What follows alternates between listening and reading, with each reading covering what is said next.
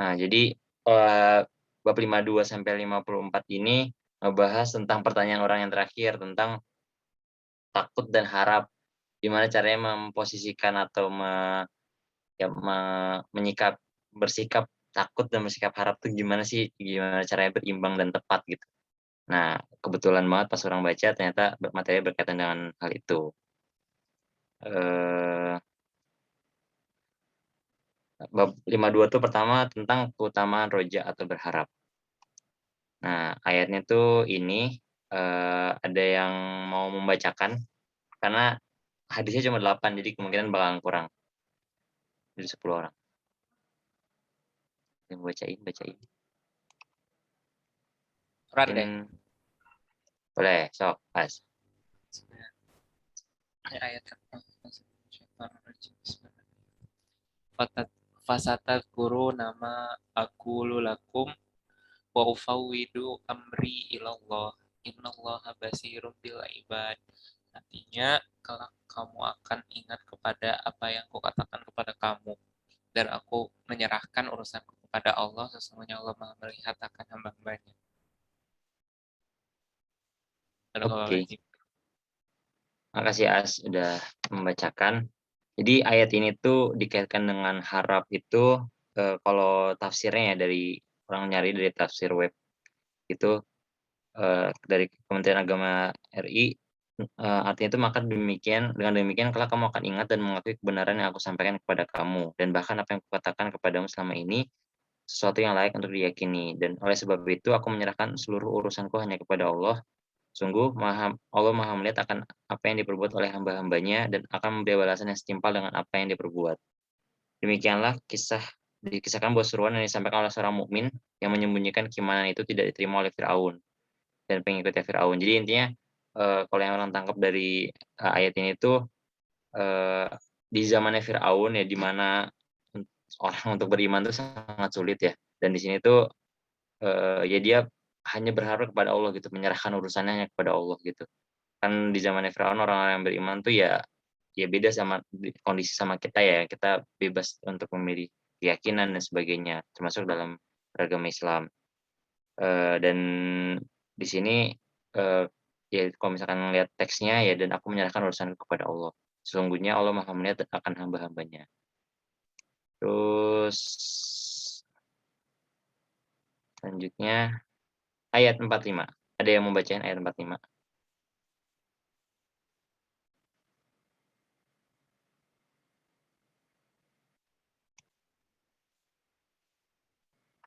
Atau orang aja deh kalau ayat pendek deh. Bismillahirrahmanirrahim.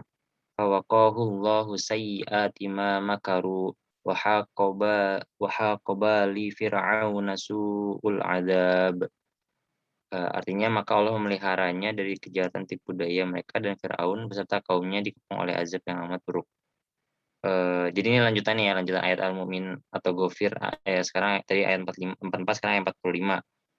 Nah, intinya Allah tuh yang memelihara dari kejahatan tipu daya mereka gitu, yang, kita, dalam hal ini, eee, pasti punya keterbatasan gitu dalam usaha yang bisa kita lakukan, tapi, eee, sudah suatu hal yang kita harus yakini gitu bahwa apapun yang kita lakukan atau kita ini, makanya kalau misalkan keluar rumah gitu ya kan, bismillah tawakkaltu ala Allah, kita benar-benar bertawakal gitu karena akan kita nggak bisa mengontrol semua hal gitu, kita cuma hanya bisa mengontrol sebagian kecil.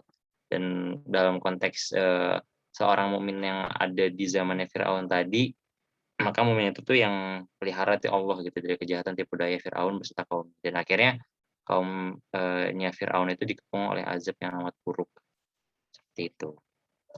Oke, kita langsung bahas ke hadisnya.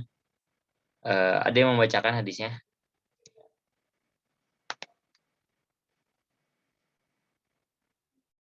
Ahyar mungkin ya? Oh, Jum, sok Jum. Wa Abi Hurairah Rasulullah sallallahu alaihi wasallam annahu qala Allahu azza wa jalla anna 'inda dhanni 'abdi bi wa ana ma'ahu haitsu yazkurni wallahi uh, Apa itu? Lahu. Apa sih? Allah ya itu. Allahu. Allah Allahu. kayaknya ya. Ah? Ya, lanjut Jum. Allahu afrahu bitaubati abdihi min ahadikum yajidu dollatahu bil falah bil falati terus siram waman taqarraba ilayya shibra shibran taqarrabtu ilaihi zira'a waman taqarraba ilayya zira'a taqarrabtu ilaihi ba'a wa idza aqbala ilayya yamshi aqbaltu ilaihi uharwilu mutafaqun alaih. Oke. Ya wana ya. Yes. Lanjut Jum. Artinya.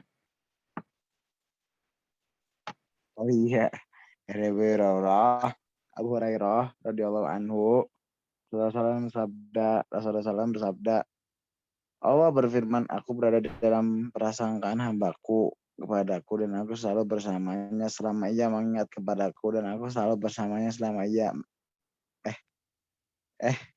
dan aku selalu bersamanya selama ia mengingatku. Demi Allah, sesungguhnya Allah lebih bergembira dengan taubat hambanya daripada salah seorang dari kalian yang mendapatkan kembali kendaraannya yang hilang di padang pasir.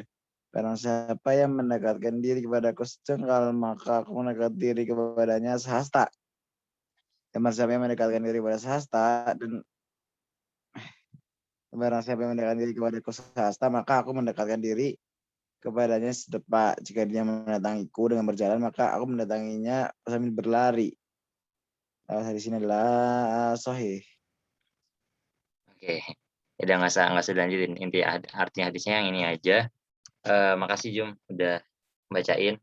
Jadi hadis yang ke-440 ini mungkin nggak asing ya sama kita kalau misalkan Allah itu sesuai dengan apa yang kita prasangkakan. Sebenarnya orang tuh dulu sempat bertanya-tanya gitu, maksud itu apa kalau misalkan orang ada rasa-rasa buruk, apakah emang kayak gitu atau gimana gitu kan? Ternyata setelah orang tadi baca-baca sedikit dari beberapa sumber, intinya tuh adalah bagaimana kita harus selalu berhusnuzon gitu tentang kalau yang orang dapat tuh tentang harapan dan dengan ampunan gitu. Jadi ketika kita punya cita-cita, mimpi dan sebagainya, maka ya selalu yakinilah bahwa eee, ya harapan baik itu tuh Allah Allah lebih tahu bahkan daripada diri kita sendiri gitu. Allah lebih tahu apa yang terbaik sama diri kita dan eee, kalau dari orang sendiri sih orang percaya kalau misalkan sunatullahnya tuh ya yang barang siapa yang bersungguh-sungguh maka dia akan berhasil gitu. Jadi itu yang selalu kalau dari orang selalu berusaha untuk selalu tanamkan gitu ya. Eee, karena pada akhirnya, eee, kalau misalkan orang waktu itu, dengerin tafsirnya surat Al-Fatihah ya, salah satu itu di ayat yang, eee, "Shiratal ladzina an'amta 'alaihim ghairil maghdubi 'alaihim waladdallin." Amin. Nah itu tuh an'amta 'alaihim. Jadi, intinya yang orang tangkap adalah ketika kita diberi nikmat itu bukan karena kita, tapi karena Allah gitu. Sedangkan ghairil maghdubi 'alaihim, orang-orang yang, eee, itu tuh mereka sesat karena dirinya gitu. Yang Allah tuh murka karena orang itu, karena manusianya gitu yang, eee eee, durhaka dan berbuat, salah gitu. Jadi, sebenarnya pada akhirnya tuh kita harus untuk selalu berhusnuzon gitu dalam setiap kondisi apapun gitu. Tadi tentang harapan, terus yang kedua tentang ampunan. Nah, eee, ceritanya di balik hadis ini tuh, ada seorang Bani Israel yang dimasukkan ke dalam neraka selama 1000 tahun. Kemudian dia tuh terus menjerit memanggil nama Allah, lantas, Jibril tuh diperintahkan membawanya orang yang Bani Israel tadi tuh ke hadapan Allah gitu. Kemudian Allah bertanya, "Bagaimana keadaanmu?" Kemudian, Allah pun menyuruhnya kembali ke neraka gitu. Kemudian dia berjalan keluar dan tiba-tiba membalikkan badannya, lalu Allah tuh bertanya gitu, "Kenapa engkau balik badan si pendosa itu? Karena aku benar-benar berharap engkau tak kembalikan aku ke neraka setelah sejenak aku dikeluarkan." Jadi kayak kan udah sempat dikeluarin tuh, terus, disuruh balik lagi ke neraka sama Allah dan dia membalikan badannya. Ditanya lagi sama Allah tuh, kenapa? Karena ya dia masih ada harapan gitu kalau misalkan Allah tuh mengampuni dia dan tidak mengembalikannya lagi ke dalam api neraka gitu. Kemudian, akhirnya Allah pun memerintahkan malaikat untuk memasukkannya ke dalam surga gitu. Jadi bahkan ketika seseorang yang sudah masuk neraka pun, intinya ya yang didapatkan dari, eee, hikmah itu tuh ya bahkan ampunan Allah tuh akan selalu terbuka gitu. Gitu. Nah, ini tuh pemikiran dari Imam Al-Ghazali, perkataan dari Imam Al-Ghazali. Oke, kita lanjut. Hadis 441, ada yang membacakan? Boleh deh. Boleh. Boleh. Bismillah. Wa an Jabar ibnu Abdullah radhiyallahu anhu anu sama Rasulullah sallallahu alaihi wasallam qabla mautihi bisalah sati ayam yaqulu la yamutanna ahadukum illa wa huwa yusinu zanna billah azza wa jalla rawahu Muslim. Dari Jabir radhiyallahu anhu bahwasanya dia mendengar Nabi Shallallahu alaihi wasallam bersabda 3 hari sebelum wafatnya, janganlah sekali-kali salah seorang di antara kalian meninggal dunia kecuali dalam keadaan berbaik sangka pada Allah azza wa jalla. Hadis riwayat Muslim. Oke, makasih Seth, udah bersedia membacakan.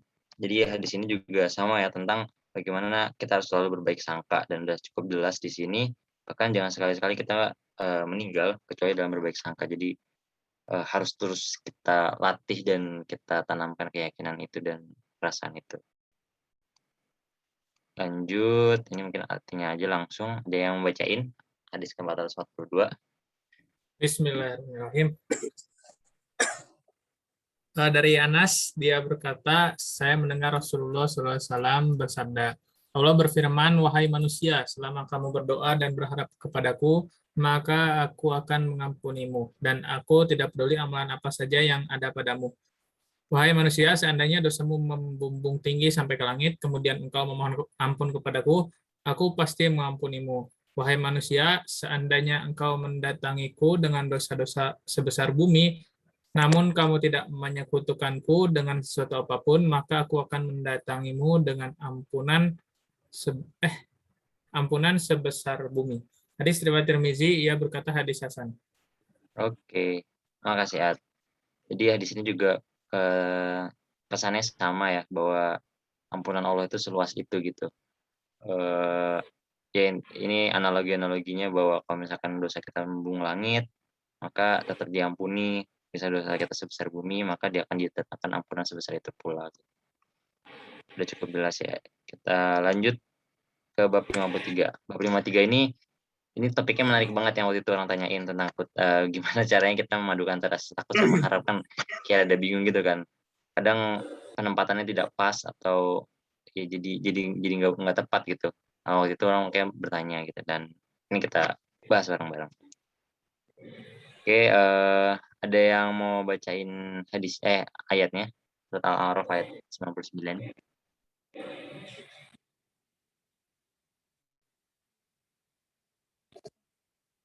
Boleh ya? Ya. Oke. أعوذ بالله من الشيطان الرجيم بسم الله الرحمن الرحيم فآمنوا مكر الله فلا يأمن مكر الله إلا القوم الخاسرون. Artinya, maka apakah mereka merasa aman dari azab Allah yang tidak terduga-duga? Tiada yang merasa aman dan azab Allah kecuali orang-orang yang merugi. Oke, makasih ya udah bersedia membacakan tentang takut dari azab Allah gitu. Dan kalau dari tafsirnya sendiri tuh intinya bahwa mereka yang merasa tidak khawatir dari siksaan Allah itu dan mungkin kelihatannya indah-indah aja, hidupnya bahagia-bahagia aja dan bisa jadi itu merupakan sebuah istidraj gitu yang kita sama-sama tahu merupakan ya terlihatnya baik padahal itu suatu hal yang buruk gitu. Kemudian tuh yang selanjutnya tuh Atau apakah mereka sedemikian lengah dan bodoh sehingga belum jelas peristiwa-peristiwa yang dialami generasi terdahulu. Jadi mungkin aja kelihatannya baik-baik aja sekarang padahal, kondisi yang sama tuh sudah terjadi di masa lampau dan pada akhirnya itu jadi sad ending gitu, suatu hal yang buruk di akhirnya gitu kayak ya Firaun dan sebagainya, dan mereka adalah orang-orang yang merugi. Jadi, eee kalau orang nangkep salah satu pelajaran dari ayat ini itu adalah bagaimana kita tidak pernah meremehkan apapun gitu, sekecil apapun kegiatan kita tuh benar-benar kita perhatikan apakah ini suatu hal yang baik atau suatu hal yang benar, eee, kalau misalnya ada yang salah sedikit itu kita coba perbaiki gitu. Jadi tidak ada rasa untuk meremehkan. Terus ayat 87 surat Yusuf, ada yang mau bacain?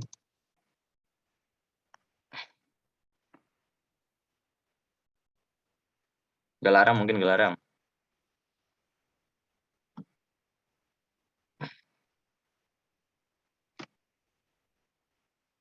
Atau Kurang deh. boleh, Cul. A'udzubillahi minasyaitonirrajim. Bismillahirrahmanirrahim. Ya Bani Ada. Ini yang Bani tidak sih? Karena kelihatan coy. Ya Bani ya adhabu fatahassasu min Yusufa wa akhihi wa la tay'asu min rauhillah. Innahu la yai'asu min rauhillahi illal qaumul kafirin.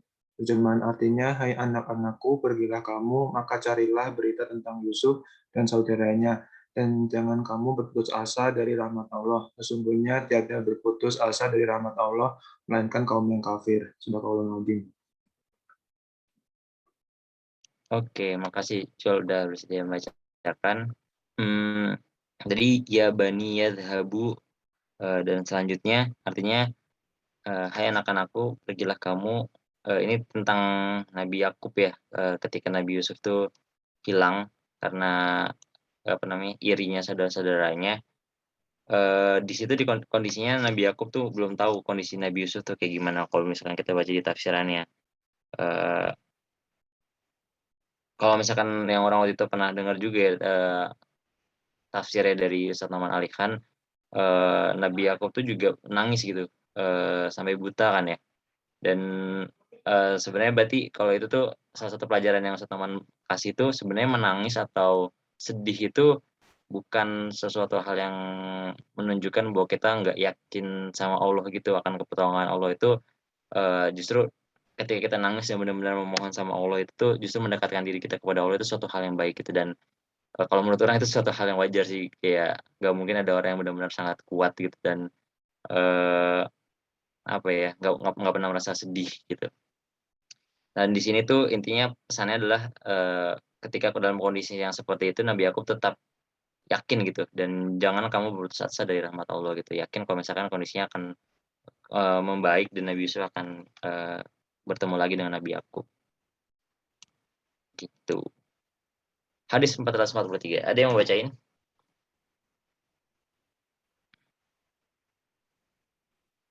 Boleh, boleh. Boleh. Hadis 443 ya. Oke. Wa an Abi Hurairah anna Rasulullah sallallahu alaihi wasallam qala law ya'lamul mu'minu ma indallahi minal uqubah ma tami'a bi jannatihi ahad walau ya'lamul kafiru ma indallahi minal rahmati ma qanata min jannatihi ahad, yang artinya dari Abu Hurairah bahwasanya Rasulullah Shallallahu Alaihi Wasallam bersabda, seandainya seorang mukmin itu mengetahui azab yang berada di sisi Allah, pasti tidak ada seorang pun yang berharap mendapatkan surganya. Dan seandainya orang kafir mengetahui rahmat yang ada di sisi Allah, tentu tidak ada seorang pun yang berputus asa dari surganya. Hadis riwayat Muslim. Oke. Nuhun Gal. Jadi hadis ini juga sama ya, menjelaskan dua sisi gitu, sisi azabnya Allah dan sisi rahmatnya Allah gitu dan, bahasanya menarik banget sih kalau menurut orang, kalau misalkan Ya intinya balik lagi jangan pernah meremehkan suatu hal yang kecil meskipun dia seorang mukmin gitu.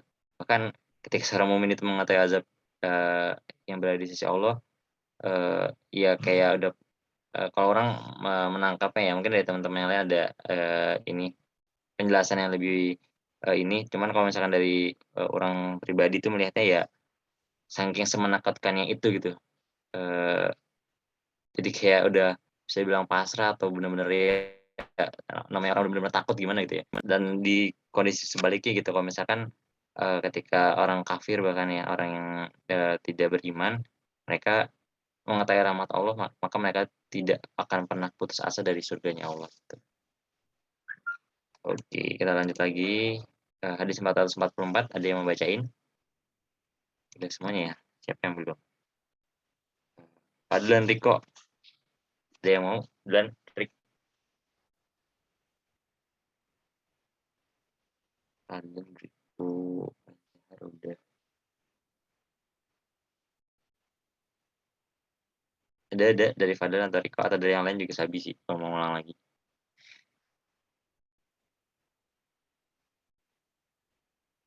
Oh, Riko tanya apa nih? Oh, ribut banget. Oke, oke. Oke, ya udah, sekarang ulang lagi deh. Bismillahirrahmanirrahim. Wan Abi Sa'id Al-Khudri anna Rasulullah sallallahu alaihi wasallam qala idza wudi'atil janazah wahtamalaha an-nas awir rijal ala a'nakihim fa in kanat shalihah qalat qaddimuni wa in kanat ghairu shalihah qalat ya wailaha aina tadhhabuna biha yasma'u sautaha kullu syai'in illal insan walau sami'ahu sa'iqa rawahul Bukhari. Dari Abu Sa'id Al-Khudri bahwasanya Rasulullah SAW bersabda, apabila jenazah telah diletakkan di dalam keranda dan dipikul oleh manusia atau orang-orang di atas pundak mereka, maka jika jenazah itu orang soleh, dia akan berkata, cepatlah, cepatlah antarkan aku. Namun jika dia bukan orang soleh, maka dia berkata, duh celaka, kemana kalian akan membawaku? Semua makhluk mendengar suara jenazah itu kecuali manusia. Seandainya manusia mendengar suaranya, niscaya dia akan pingsan. Hadis riwayat Bukhari. Ini yang menunjukkan bahwa, ya ketika orang soleh gitu ya, meninggal maka ya dia ingin buru-buru cepat-cepat mendapatkan nikmat, hasil perjuangannya selama hidup gitu. Dan kebalikannya ketika dia bukan orang soleh maka jadi sangat akan khawatir gitu bahwa dunia yang akan dihadapi selamanya itu akan dihadapi gitu. Jadi kurang lebih, yang orang tangkap dan maksud dan pesan dari hadis ini itu seperti itu. Oke, lanjut. Ada yang mau bacain atau ngulang lagi dari awal, Muaz atau Riko kalau udah beres? Boleh. Wa Beres, apa? an Ibnu Mas'ud qala Rasulullah sallallahu alaihi wasallam al jannatu aqrabu ila ahadikum min syiraki na'lih wan naru mithlu dzalik. Rawahul Bukhari. Artinya dari Ibnu Mas'ud, dia berkata, Rasulullah bersabda kepadaku, sesungguhnya surga itu lebih dekat kepada salah seorang dari kalian daripada tali sandalnya. Begitu pula neraka. Oke. Makasih As sudah bersedia membacakan. Jadi, hadis ini juga, kalau misalkan dibaca tentang syarahnya itu, Ibnu Battal rahimahullah berkata dalam itu terdapat keterangan, ketaatan mengantarkan kepada surga dan maksiat mendekatkan kepada neraka. Ketaatan dan kemaksiatan terkadang dalam bentuk perkara yang sangat mudah. Kadang ya suatu hal yang baik yang mungkin kita nggak sadar gitu. Ya kalau misalkan yang itu, pezina memberikan minum anjing gitu kan, iya maksudnya itu tidak setimpal mungkin kalau misalnya kita dari sudut pandang manusia melihat apa yang sudah diperbuat sebelum-sebelumnya gitu.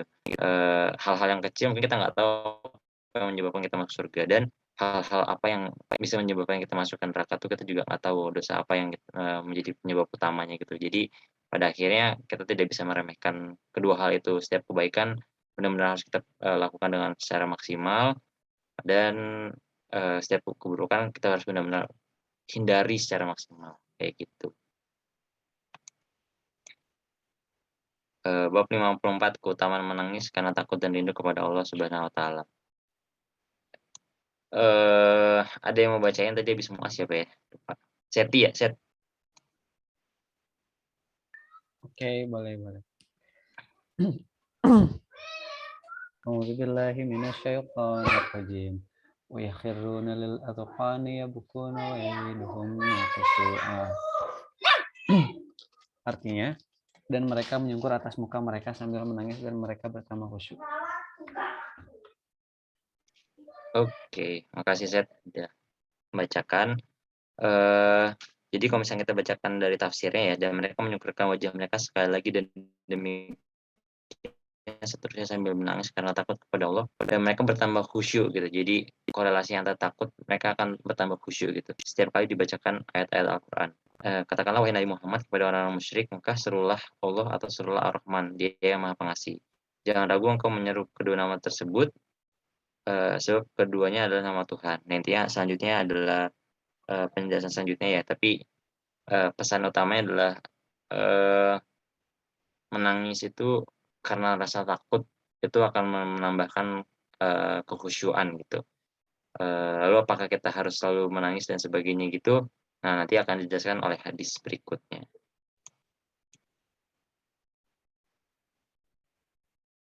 Ada yang mau bacain langsung artinya aja, ini udah panjang, sudah mepet Isya banget.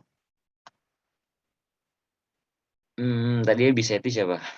Zoom ya, Zoom. Kurang. Oh ya, Kip. Diam-diam baik si Kip nih. Oh, baru masuk lagi ya Kip nih. Kip.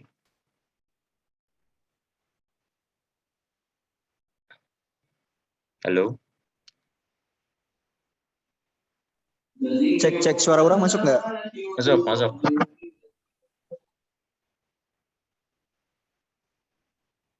Sekarang hilang lagi. Oh iya, cek. Nah, sekarang udah. Apa Wa diurangi? an Ibnu Mas'ud radhiyallahu anhu qala li an-nabiy sallallahu alaihi wasallam iqra alayya al-Qur'an. Qultu ya Rasulullah iqra'u alayka wa alayka unzal. Qala inni uhibbu an asma'uha min ghairi. Faqara'tu alayhi surat an-Nisa hatta jitu ila hadhil ayah. A'udzu billahi minasyaitonir rajim. Fa kaifa idza ji'na min kulli ummatin bi syahidin wa ji'na bika 'ala haula'i syahida. An-Nisa 41. Qala hasbuka al-an. Falatafattu ilaihi fa idza ainahu tadrifan. Muttafaq alaih. Dari Ibnu Mas'ud radhiyallahu anhu, dia berkata Rasulullah sallallahu alaihi wasallam bersabda kepadaku, "Wahai Ibnu Mas'ud, bacakanlah Al-Qur'an untukku." Aku bertanya, "Wahai Rasulullah, apakah aku akan membacakannya padamu sementara Al-Qur'an diturunkan untukmu?" Beliau menjawab, "Sungguhnya aku suka mendengarnya dari orang lain." Sesungguhnya kemudian aku atau Ibnu Mas'ud bacakan kepadanya surat An-Nisa hingga ayat, "Maka bagaimanakah halnya orang kafir nanti? Apabila kami mendatangkan seorang saksi atau rasul dari tiap-tiap umat dan kami mendatangkan kamu Muhammad sebagai saksi atas mereka itu sebagai umatmu." Quran surat An-Nisa ayat 41. Lalu beliau bersabda, "Cukuplah bagimu sekarang." Ketika aku menoleh kepada beliau, ternyata kedua matanya mencucurkan air mata. Hadis riwayat Bukhari Muslim. Oke, makasih Kip udah bersedia membacakan. Jadi ya mungkin tokoh awalnya itu adalah Ibnu Mas'ud ya, yang orang tadi baca gitu ya, orang baru tahu gitu kalau misalkan beliau ini salah satu orang yang sangat dekat, orang yang termasuk masuk Islam di awal, dan beliau selalu mengikuti Rasul dan mengikuti proses Rasul menerima wahyu gitu, sehingga beliau sangat mengetahui tentang Al-Quran itu gitu. Kemudian kalau misalkan intisari dari hadis ini yang orang dapatkan adalah bahwa ini sih yang bagian ketika nanti tuh setiap umat tuh perwakilan Rasul-Rasul itu akan datang sebagai saksi, dan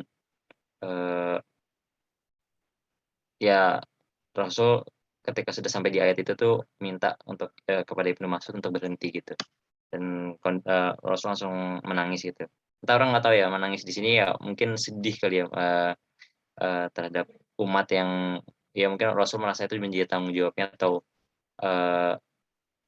Fadlan atau yang lain ada yang lebih ini tahu tentang mengapa Rasul menangis, karena kan kita tahu ya Rasul sebelum wafat beliau memikirkan umatnya, keadaan umatnya gitu. Jadi riwayat muttafaq alaih.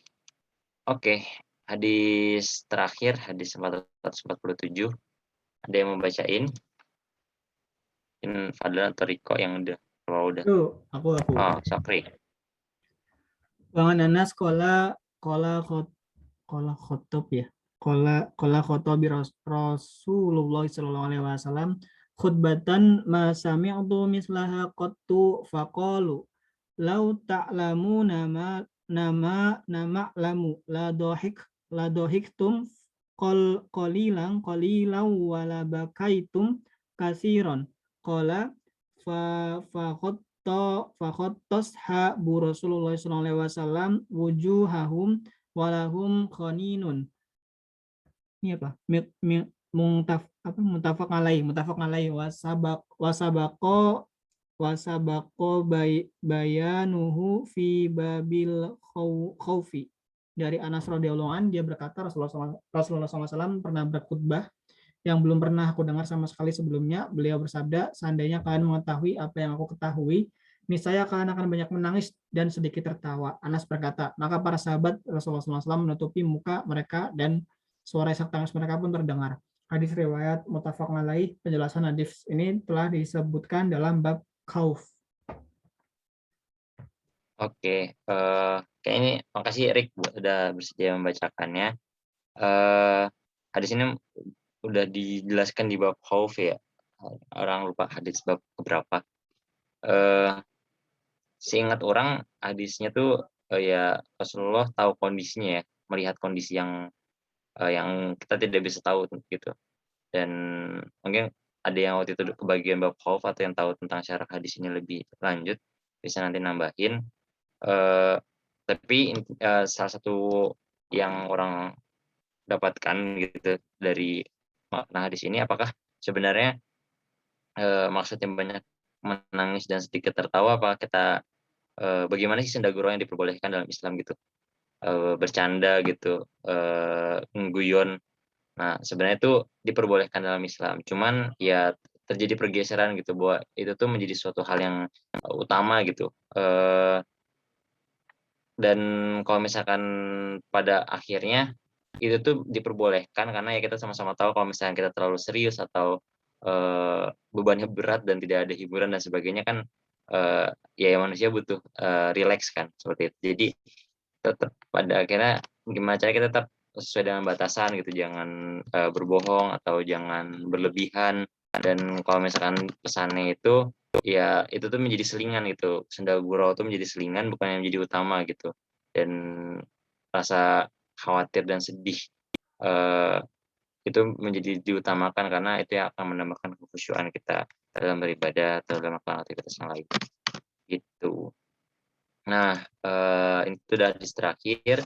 Ini beberapa lesson learn yang orang dapat bahwa iman itu akhirnya akan menghasilkan harap dan takut gitu. Jadi di satu sisi kita selalu tidak boleh berputus asa, tapi di satu sisi itu kita jangan pernah merasa aman. Ini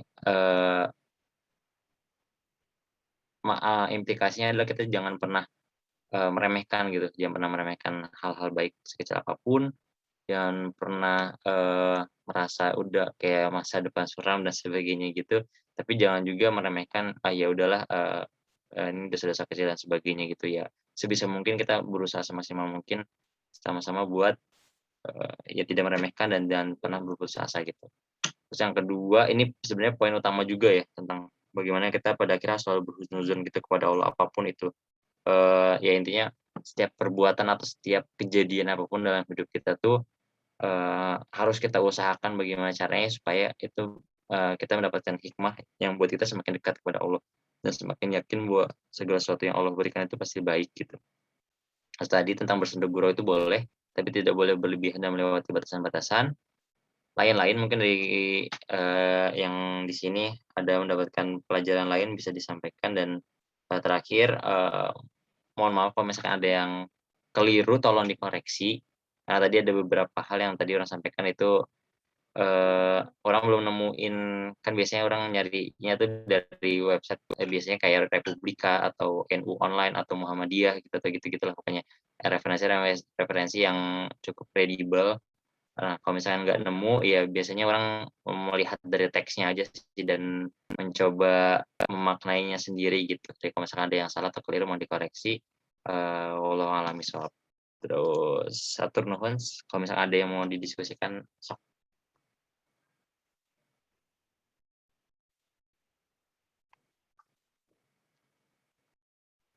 Ada atau aman? Aman ya. Oke, kalau aman, makasih banyak buat yang udah nyempetin waktunya hari ini. Nanti insya Allah orang bagi lagi jadwalnya buat seterusnya. Diusahain malam ini atau besok supaya bisa disiapin materi buat minggu depan. Kurang lebih mohon maaf, segala kesalahan dan keilapan itu datangnya dari orang pribadi. Orang mohon maaf dan mohon diingatkan, dan segala kebaikan itu datangnya dari Allah Subhanahu wa taala. Wassalamualaikum. Kita tutup dengan doa kifaratul majlis. Subhanakallahumma wa bihamdika asyhadu an la ilaha illa anta astaghfiruka wa atubu ilaik. Assalamualaikum warahmatullahi wabarakatuh. Waalaikumsalam warahmatullahi wabarakatuh. Kunzis.